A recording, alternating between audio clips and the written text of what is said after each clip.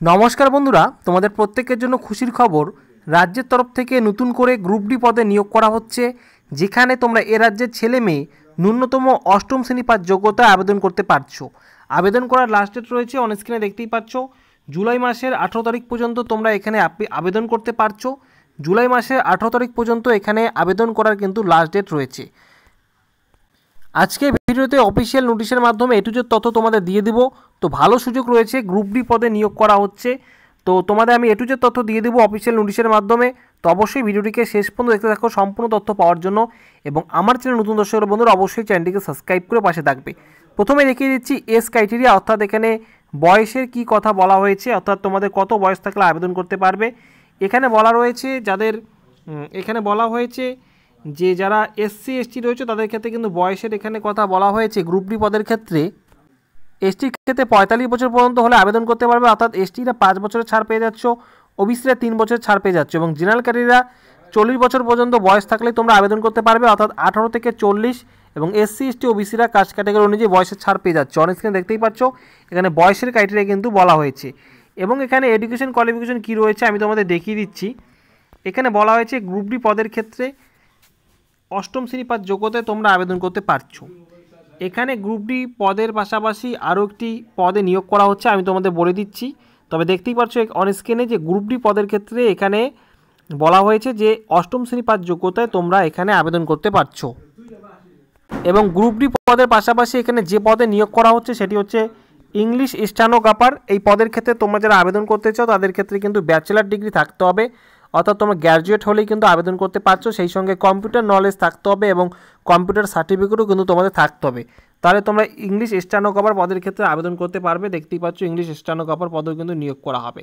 তাই group D পদের ক্ষেত্রে ন্যূনতম অষ্টম শ্রেণী পাস যোগ্যতায় তোমরা আবেদন করতে পারছো। এবং বয়সের কি এখানে এলিজিবিলিটি রয়েছে, এজ ক্রাইটেরিয়া কী রয়েছে সেটিও কিন্তু আমি তোমাদের দেখিয়ে দিলাম। এখানে সিলেকশন প্রসেস যা রয়েছে, এখানে গ্রুপ ডি পদের ক্ষেত্রে কিন্তু প্রথমে একটি রিটেন এক্সাম হবে। এখানে তোমরা দেখতেই পাচ্ছো যে রিটেন এক্সামটি হবে 50টি কোশ্চেন থাকবে, 100 নম্বরের পরীক্ষা হবে, এমসিকিউ টাইপ, অর্থাৎ প্রতিটি কোশ্চেনের মান 2 নম্বর করে। এবং কোন কোন বিষয় থেকে প্রশ্ন থাকবে সেটিও আমি তোমাদের বলে দিচ্ছি।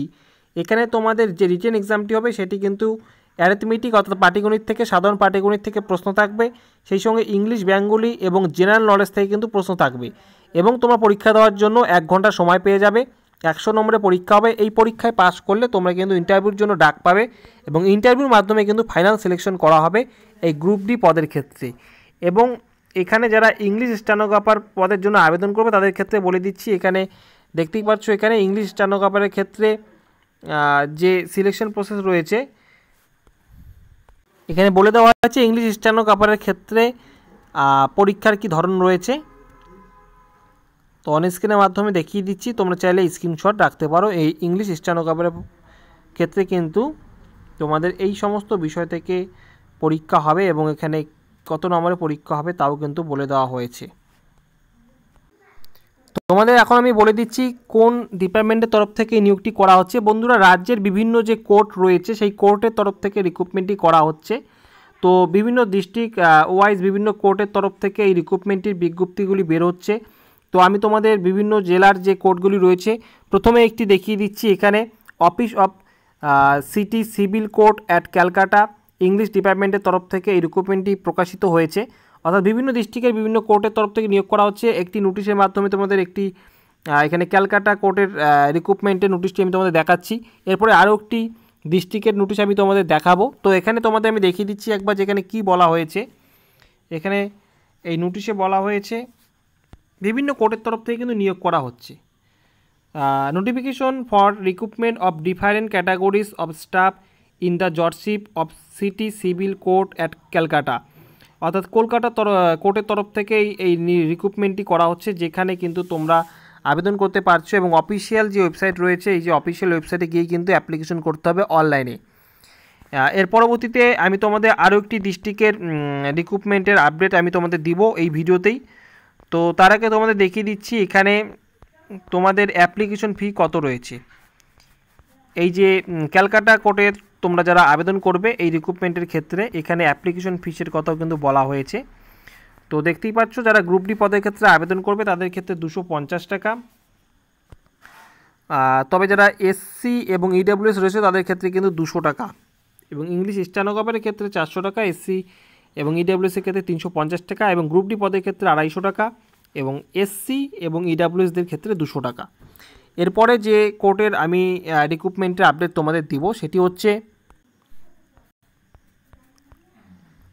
বাঁকুড়া ডিস্ট্রিক্টের তরফ থেকে কিন্তু এই রিক্রুটমেন্টটি করা হচ্ছে। অফিস অফ দ্য ডিস্ট্রিক্ট জজ বাঁকুড়া, অর্থাৎ বাঁকুড়া ডিস্ট্রিক্টের তরফ থেকেও নিয়োগ করা হচ্ছে। দেখতেই পাচ্ছ অন স্ক্রিনে। এর আগেও আমি তোমাদের একবার জানিয়ে দিয়েছিলাম। তো এখানে কিন্তু অ্যাপ্লিকেশন করার লাস্ট ডেট রয়েছে জুন মাসের 24 তারিখ পর্যন্ত তোমরা আবেদন করতে পারবে, এবং অফিসিয়াল ওয়েবসাইট দেখতেই পাচ্ছ অন স্ক্রিনে। অফিসিয়াল ওয়েবসাইটের মাধ্যমে তোমাদের কিন্তু আবেদন করতে হবে। এবং এই বাঁকুড়া ডিস্ট্রিক্টের কোর্টের তরফ থেকে ডিস্ট্রিক্ট জজ কোর্ট বাঁকুড়া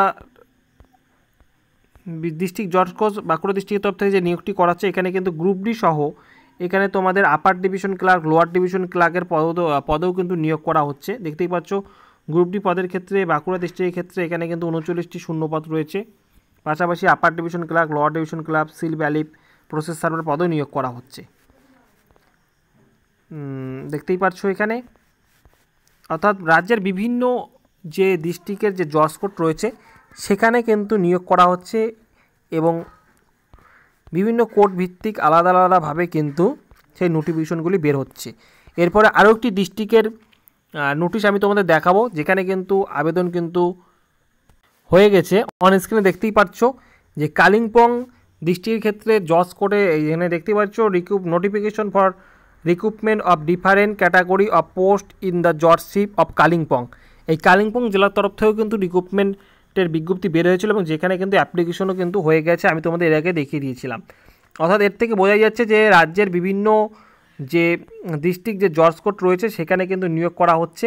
আজকে ভিডিওতে আমি তোমাদের যে ডিস্ট্রিক্টগুলি দেখালাম সেখানে কিন্তু আবেদন চলছে বর্তমানে, এবং খুব শীঘ্রই রাজ্যে আরও যে অন্যান্য জেলার যে জজ কোর্টগুলি রয়েছে সেখানেও কিন্তু নিয়োগ করা হবে। তো তোমরা তোমাদের ডিস্ট্রিক্টের নামগুলি কমেন্ট করে জানিয়ে দাও। সেই ডিস্ট্রিক্টের জজ কোর্টের তরফ থেকে যখন নিয়োগের বিজ্ঞপ্তি বের হয় আমি কিন্তু সবার প্রথমে সেই ডিস্ট্রিক্টের আপডেটগুলি কিন্তু দিয়ে দিব। তো অবশ্যই তোমরা কোন কোন জেলা থেকে দেখছো অবশ্যই তোমরা কমেন্ট করে জানিয়ে দাও।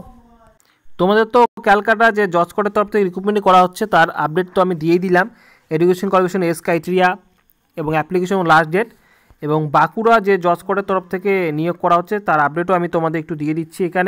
এখানে তোমাদের যে অনলাইনে অ্যাপ্লিকেশন করতে হবে, এবং এখানেও তোমাদের এডুকেশন কোয়ালিফিকেশন, এজ ক্রাইটেরিয়াগুলো আমি দেখিয়ে দিচ্ছি।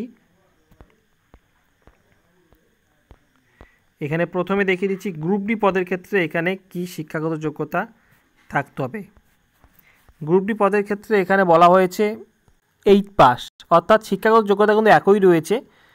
বিভিন্ন ডিস্ট্রিক্টের ক্ষেত্রে প্রায় শিক্ষাগত যোগ্যতা কিন্তু একই রয়েছে, এবং সেই সাথে যারা লোয়ার ডিভিশন ক্লার্কের ক্ষেত্রে এবং সিল ভ্যালিডের ক্ষেত্রে আবেদন করবে তারা মাধ্যমিক পাস যোগ্যতা আবেদন করতে পারবে, এবং কম্পিউটার নলেজ বা কম্পিউটার সার্টিফিকেট তোমাদের থাকতে হবে, অর্থাৎ কম্পিউটার নলেজ থাকতে হবে, সেই সাথে তোমাদের কম্পিউটার জানো তার কম্পিউটার সার্টিফিকেটও থাকতে হবে।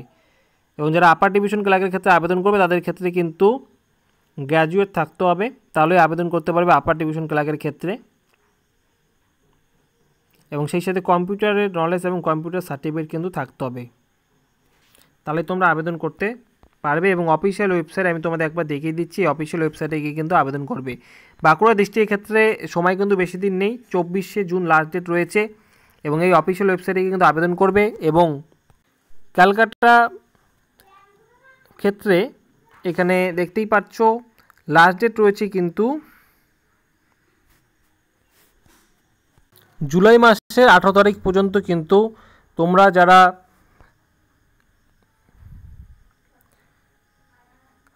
কলকাতা যে জজ কোর্ট রয়েছে সিটি সিভিল কোর্ট অ্যাট ক্যালকাটার ক্ষেত্রে যারা আবেদন করবে, এই যে নোটিশটি দেখতে পাচ্ছ, তাদের ক্ষেত্রে লাস্ট ডেট রয়েছে জুলাই মাসে 18 তারিখ পর্যন্ত, দেখতেই পাচ্ছ। এবং অফিসিয়াল ওয়েবসাইট, এই অফিসিয়াল ওয়েবসাইটে কিন্তু আবেদন করতে হবে গ্রুপ ডি পদের ক্ষেত্রে যারা আবেদন করবে।